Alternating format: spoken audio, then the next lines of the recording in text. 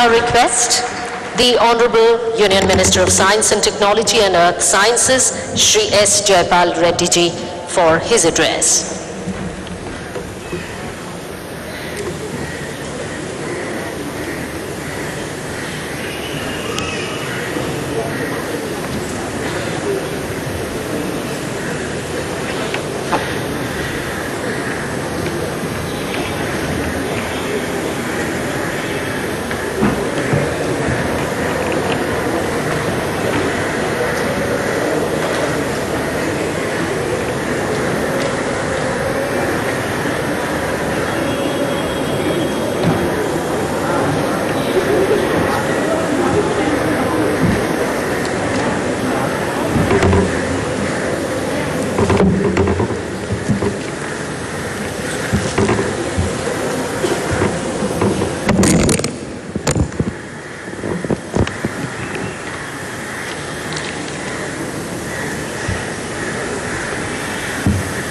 The chief guest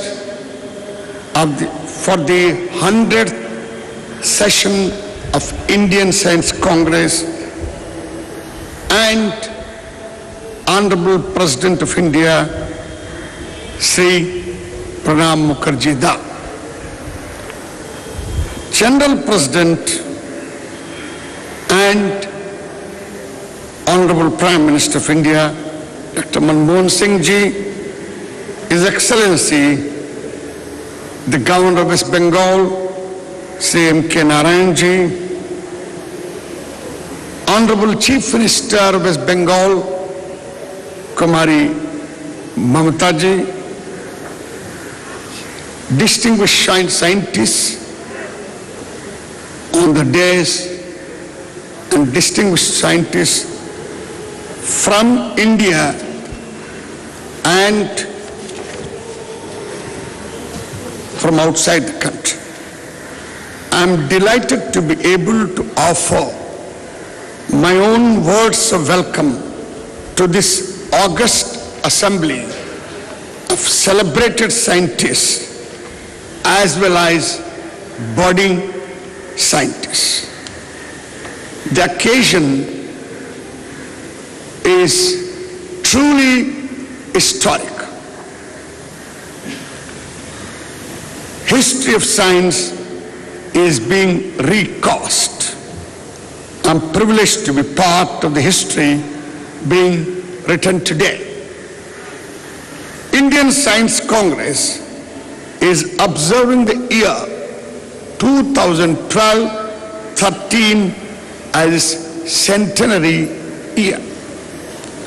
My ministry has worked closely with Indian Science Congress Association in organizing this mega scientific event. I am confident that the occasion will remain memorable for the simultaneous participation of the President of India and Prime Minister of India and the quality of the programs that have been chalked out.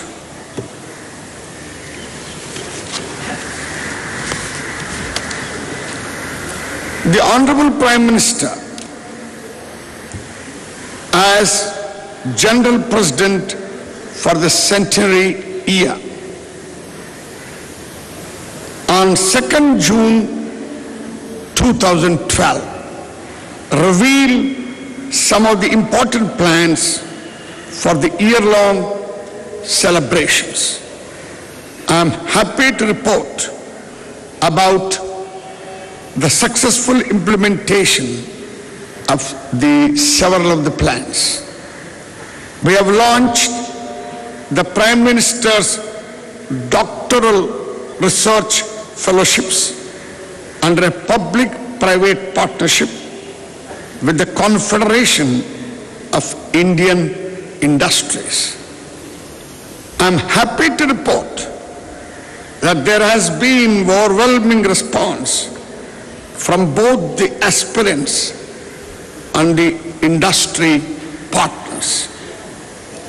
Of the 100 fellowships, we have already awarded 30 fellowships to doctoral students. May I request the students selected for the PM Doctoral Research Fellowship and our industrial partners present here to please rise in their seats. Are they rising? Yeah.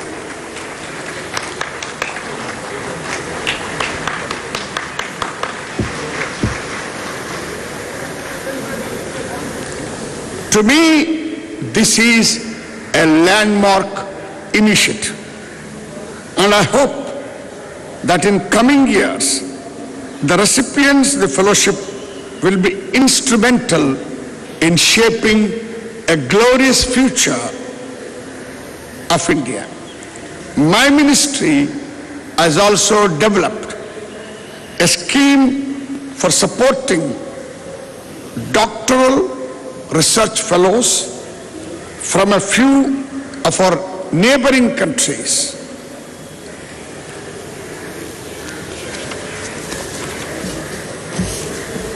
The centenary year was celebrated nationwide with 3 regional level events organized at Vadodara, Coimbatore and Delhi on the focal theme. One more event is planned later in the year in Arunachal Pradesh. Besides, inspirational documentaries for motivating children to take to science are all ready for launch at this function. The Nobel Prize winning discovery of Sir C.V. Raman as part of his work at the Indian Association of Cultivation of Sciences has been enshrined in a hall of scientific fame at Goenka College here in Kolkata. And I was privileged to do that yesterday evening. It, I'm sure, will be one of the main tourist attractions in Kolkata city from now on. My ministry is also processing the proposals for supporting the establishment of a corpus fund for construction of a new building for the Indian Science Congress in commemoration of the centenary year.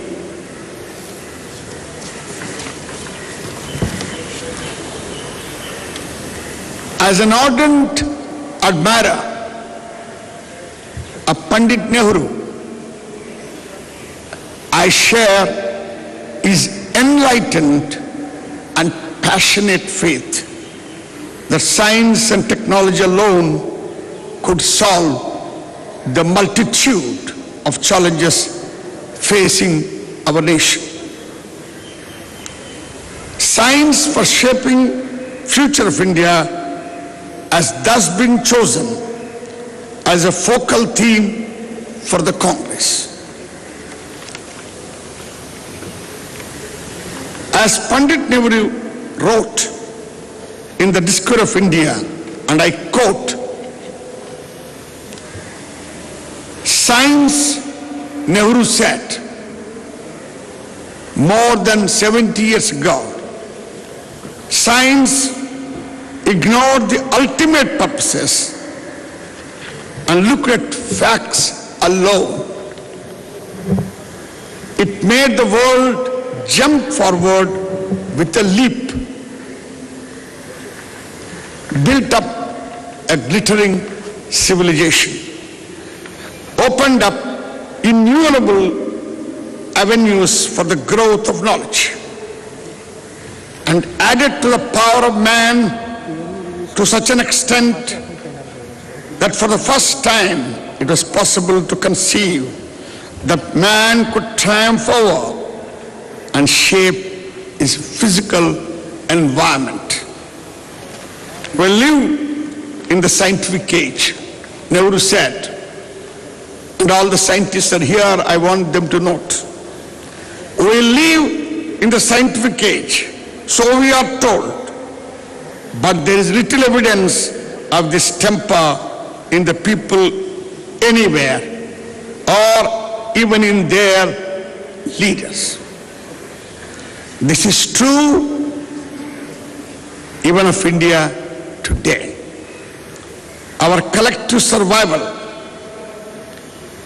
and progress is predicated on sound values of rational thinking, individually and collect in isolation to the other, because successful societies are those which combine both of them harmoniously.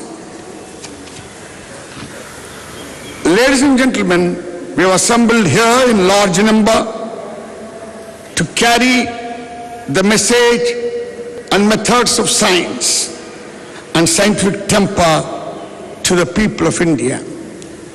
There is a duty ahead of all of us to shape the future of the country. Actions of the present will determine our future. To achieve bold and beneficial outcomes, we need both grand visions and planned perseverance. Science community is being called upon once again to connect the dynamics of science to India's future.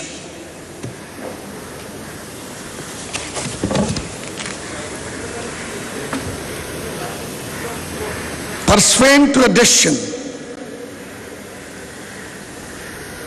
taken at the last year's session of the Science Congress, a new policy on science, technology, innovation is ready for release today. All this, let me say, wouldn't have been possible for the very great personal interest taken by the Honorable Prime Minister in all these developments.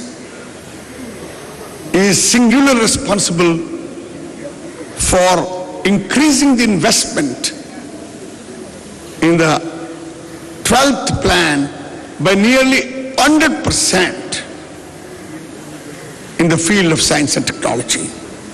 I take this occasion to thank him on behalf of the ministry, on behalf of the not only scientists of India, on behalf of the world of science, because scientific work made here will not only benefit India, but the whole globe. The policy that the Prime Minister is going to unveil today is truly aspirational. It may be considered over-ambitious, but I would like to say that the policy is doable. It may sound aspirational. It seeks to accelerate the pace of discovery and delivery of science-based solutions for faster, sustainable, and inclusive growth. The new policy on science, technology, innovation is a rare and resounding expression of collective will and wisdom of the Indian scientific community. I therefore would like to compliment all those who have made contribution to the drafting of this plan. This is at once a product of and a clarion call to the scientific community. I would say, let's move into a future. To put in the words of Gurudev Tagore, I quote, where the clear stream of reason has not lost its way into the dreary desert sand of dead habit, where the mind is led forward by thee into ever-widening thought and action. Thank you.